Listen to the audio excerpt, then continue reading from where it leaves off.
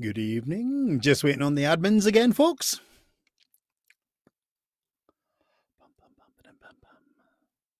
Oh.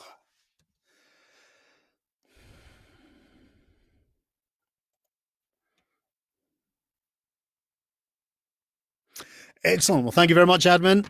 Thank you very much, Rebecca, by the looks of it. Good evening, folks. It's Calum Lykan, Calum Lykan Storytelling back again. Had a few days off, so I hope you didn't miss me. Well, actually, I hope you did, to be honest. I hope you were crying because, you know, I'm a delight to be around. But thank you, Rebecca. Thanks. We're back on the Socially Distant Fest with another story. Now, before I begin, of course, my usual thing. You know, this is an amazing site that's been set up, filled with wonderful performers. So do remember that each performer has its own tip jar. And if you can spare a couple of dollars here, a couple of dollars there, $5, $10, $15, $100, whatever you can spare, the guys will be grateful. We're all here performing, trying to give a bit of joy in this difficult time. And some of the performers here, like myself, this is our main career. We don't do anything else. So some of us, shall we say, are a little bit kind of out of work until later in the year. So this is a great thing that's been set up to help us out. So if you do enjoy any of the stories, any of the songs that are being sung, any of the music that's been played, do remember, drop a tip in the jar. It can be anything. We're just grateful for the appreciation. However, to let you also all know, I've been doing this in every event. I have this. Make sure it's the right side so nobody's getting a freebie. Unfortunately, it's a wee bit overexposed. That's a bit better. Okay. What it is, it's a download card to my Scottish bedtime stories. Calum Lykan's Scottish bedtime stories. It's a collection of dark and gruesome and grisly Scottish tales. About 72 minutes worth of storytelling joy to occupy your day. Put it on when you're doing the laundry, when you're cooking supper, you know, and just listen to some tales. I will say, not for the faint of heart, and maybe not suitable for certain young ones.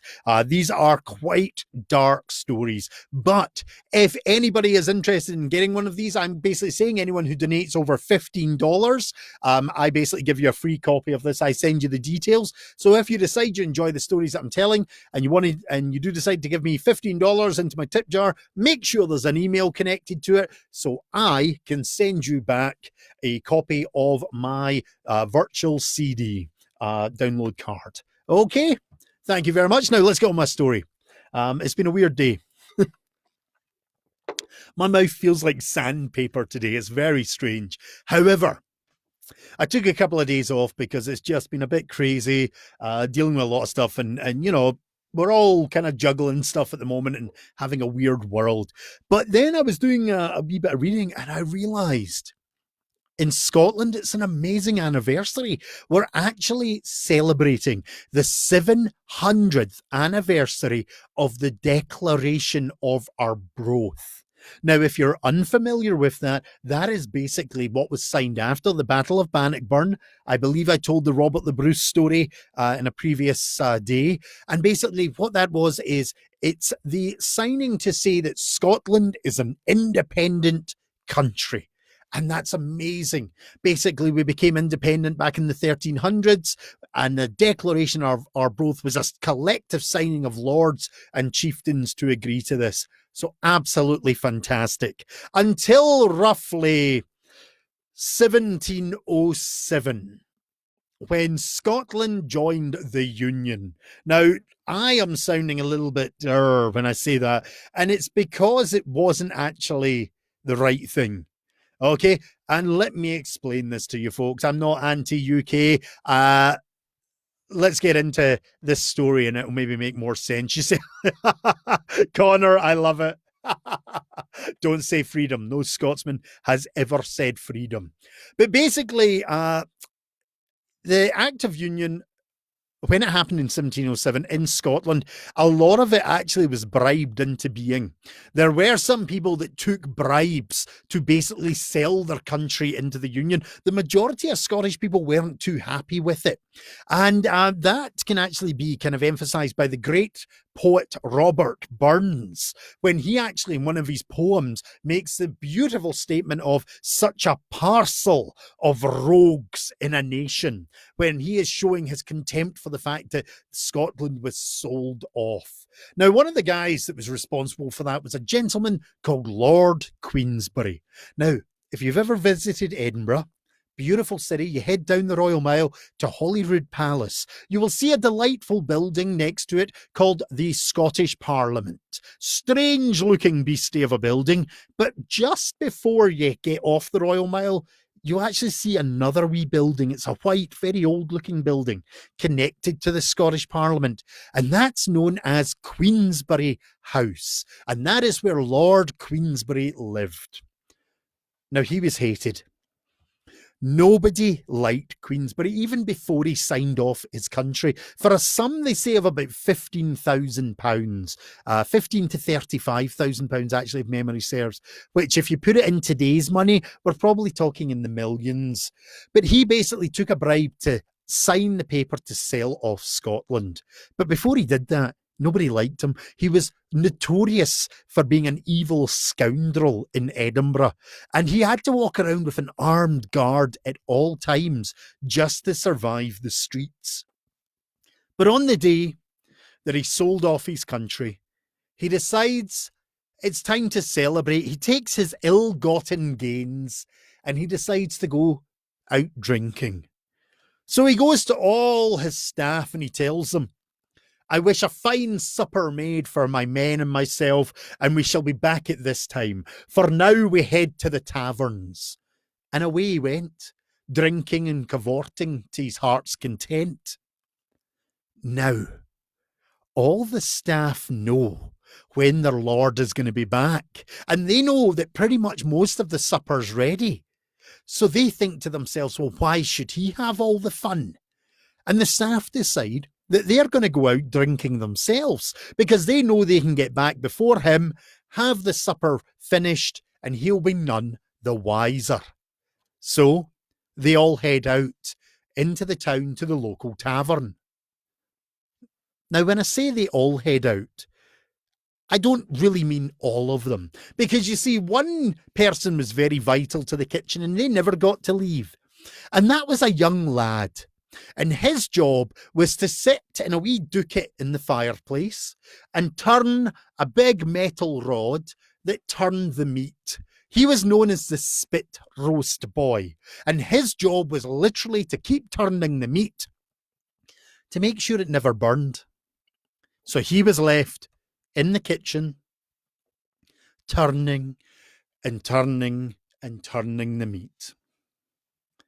And when I say it was just him left in the house, that's also a bit of a lie. Because you see, Lord Queensberry had a very dark secret, and that dark secret was chained up in his basement.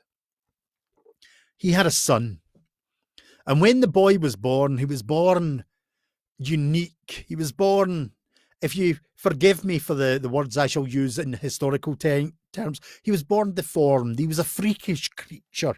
In fact, he, on leaving his mother's womb, sadly the mother perished and Lord Queensberry lost his wife. And he was so embarrassed by this creature that was his son, he hid it away in the basement to be cared for. But as the child grew, he grew to such gigantic, deformed proportions, a monstrous creature by all accounts, that he was chained and locked in a room in the basement under guard. Well, when the staff said they were all going out, the guards, they weren't going to miss this opportunity. So they went as well, leaving the spit roast boy and Queensberry's son. And that cooking meat would have been wafting through the house, drifting into every crook and nanny, under every door. And in the cellar, with this child, this man beast, was chained. The smell must have driven him crazy. Salivating, desperate to feed, he started to wrench and tear at his chains until he broke free. Battering and smashing, he breaks down the door and starts to skulk through the house.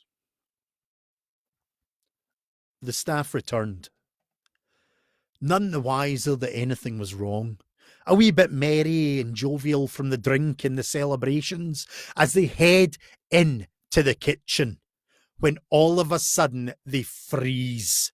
Because there, sitting in the fire, is this monstrous child, man-child, this creature turning the spit, wrenching great chunks of meat and shoving it into his mouth, the juices dribbling down his chin.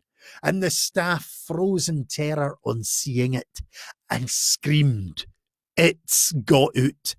It's got out!" Not he's got out, it's got out. They stood there screaming, panicked, wondering what to do, going through their heads, Queensberry's now going to know that they left the house. How are they going to get round this? But as they stared at this terrifying sight, this creature ripping the chunks of flesh and devouring them, the juices running down its chin, their eyes slowly drifted down to the floor of the kitchen. And that's when they realised something was amiss. Because as they looked at the floor, they realised that the meat that they had left cooking was now broken and shattered on the floor. And then their eyes drifted up once more to the fire, to the meat turning on the spit, to the beast ripping off the chunks of flesh and devouring them. And that's when the screams and the cries filled the air for sure. For that is when they realised for the first time what was being cooked on the fire. For as the beast turned the spit, they couldn't help seeing the youthful, innocent face of the spit roast boy, cooking and sizzling away as this creature ripped the flesh off and devoured it while it cooked. The Cannibal of the Canongate is a very old historical tale from Edinburgh. It's a darker one, folks, but sometimes we've got to just kind of go with those. But basically, on the back of that, Queensberry's deceit was revealed, his horrible treatment of his son was revealed, and it's a story that's lived in infamy in Edinburgh for many, many years. So when you visit Edinburgh and you walk down the beautiful mile and you happen to see Queensberry's house connected to the Scottish Parliament and Holyrood Palace, do remember this beautiful but dark tale. But also do remember, it's not the only one connected to Edinburgh. There is a reason Edinburgh has a couple of nicknames. One is Aldrich. The other one is the City of the Dead, because simply it is one of those cities that has so many tragic, dark and gruesome stories. But thank you for listening. But do remember, folks, if you do enjoy these stories, this is just a wee short one tonight, but if you do enjoy them, there is a wee tip jar there. Please donate. If anyone does donate over $15, make sure your email is connected so I can send you a copy of Calum Lykan's Scottish Bedtime Stories. Gruesome, dark stories. The Cannibal of the Canongate is one of those tales. There's about 72 minutes of storytelling roughly on that CD, and that is the digital copy you can obtain if you donate over $15. But I want to thank you again tonight. Make sure you're donating, tipping what you can to all the performers on the Socially Distant Fest. It has been a pleasure again. I'm Calum Lykan. Please follow me on Facebook. Have a look at my website. Follows are important as well, folks. It does help us kind of get found quicker and move up the ranks. This is what I do for a living. I'm a professional storyteller, so anything to help promote me is wonderful. I appreciate your time. It's been a pleasure, and I'll see you all tomorrow night.